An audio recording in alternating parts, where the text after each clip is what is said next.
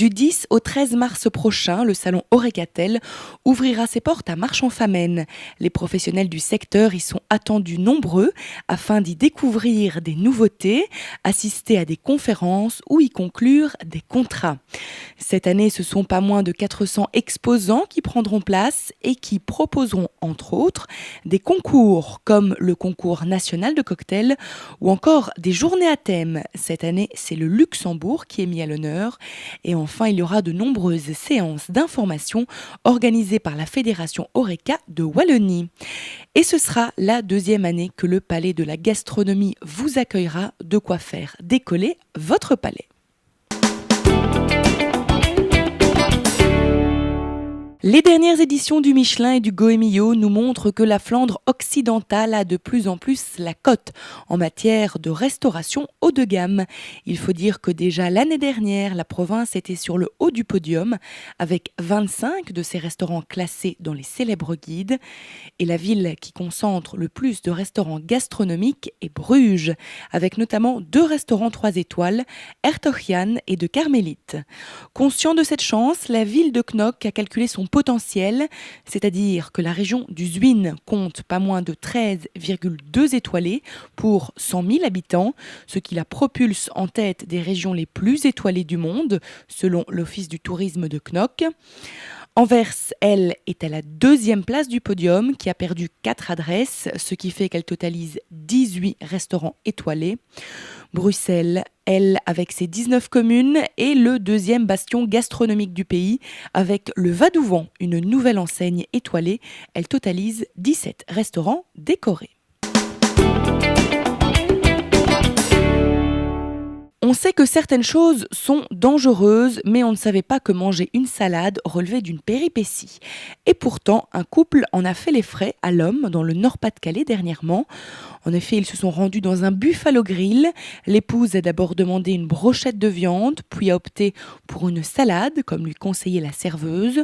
Lorsque la salade est arrivée sur la table, c'est avec surprise que la femme a découvert une grenouille dans sa salade.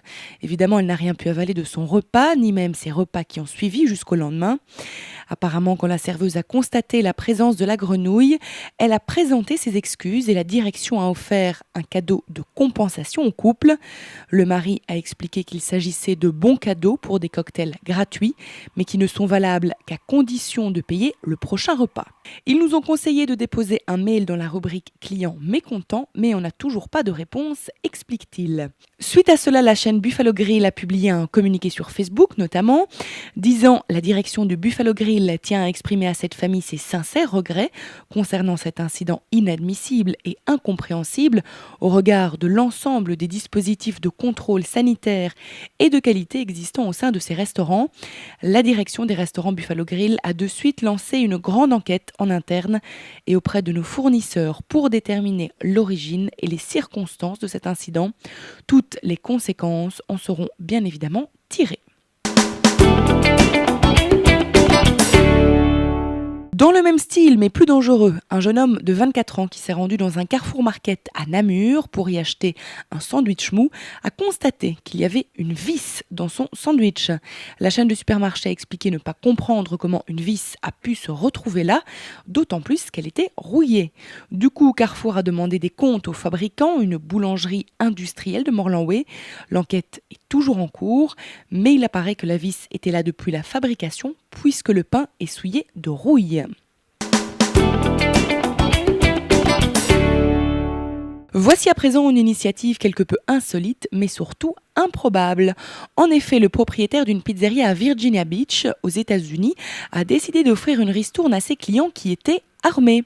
Voilà pourquoi, depuis cette annonce, de nombreuses personnes se rendent à la pizzeria All Around Pizzas munis d'une arme. Jay Case, le propriétaire de l'établissement, a expliqué qu'il souhaitait par ce fait-là montrer son soutien au droit de port d'armes.